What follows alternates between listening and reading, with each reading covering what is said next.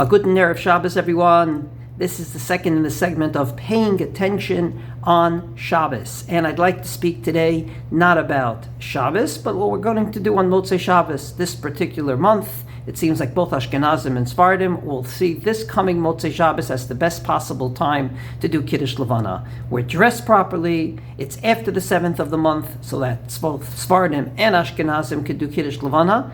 And next week, Motzei Shabbos will be too late. So this Motzei Shabbos, I'm pretty sure that most communities will do Kiddush Levana if they can. A lot has been said about the small little mitzvah, but I'd like to add one little point today. It seems that in Siman Tov Kaf Vav 426, where the Shulchan Aruch and the Ramah deals with the halachot of Kiddush Levana, the Ramah gets poetic at some point.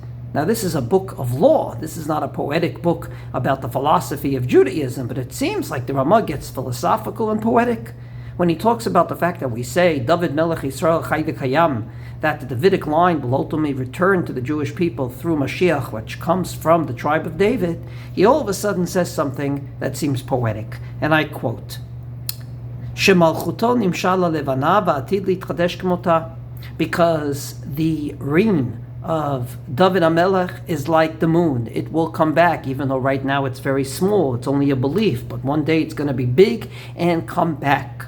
And then he goes on to say, V'knesset Yisrael tachzor lihidabek b'ba'ala shu HaKadosh Baruch Hu, and the Jewish people will cling on to their husband, which is God.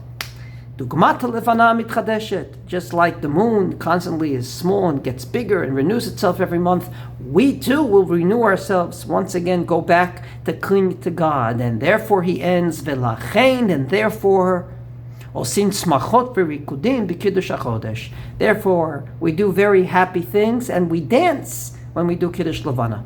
Indeed, most people at the end of Kiddush Levana dance.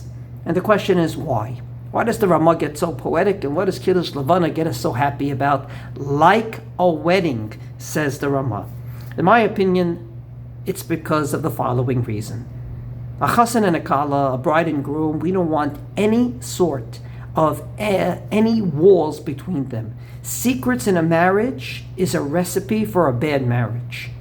A husband and wife have to be totally open with one another.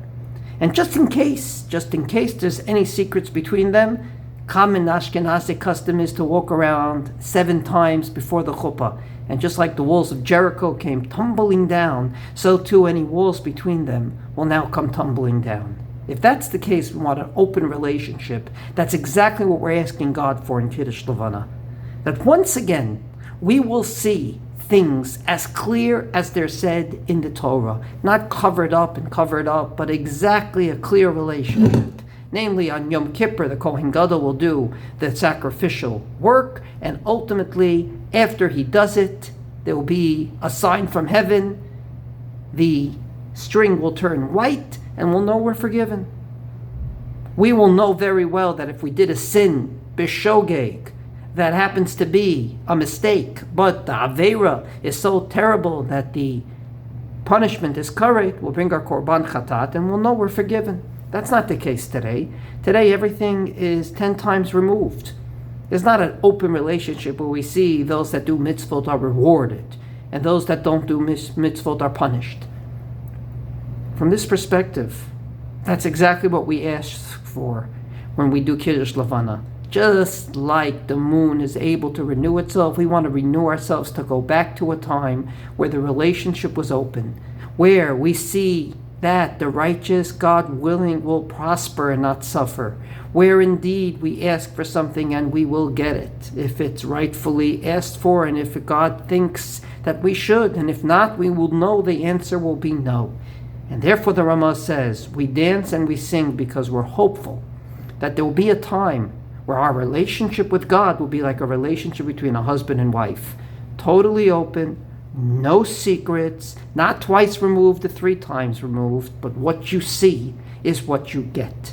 And therefore, God willing, this Motzei Shabbos, as we stand before the moon, hopefully with no clouds, we hope for a time in which indeed the relationship between us and God will be so open, so clear, that it will be like a husband and wife talking to each other after a day of work. Wishing everyone a Shabbat Shalom.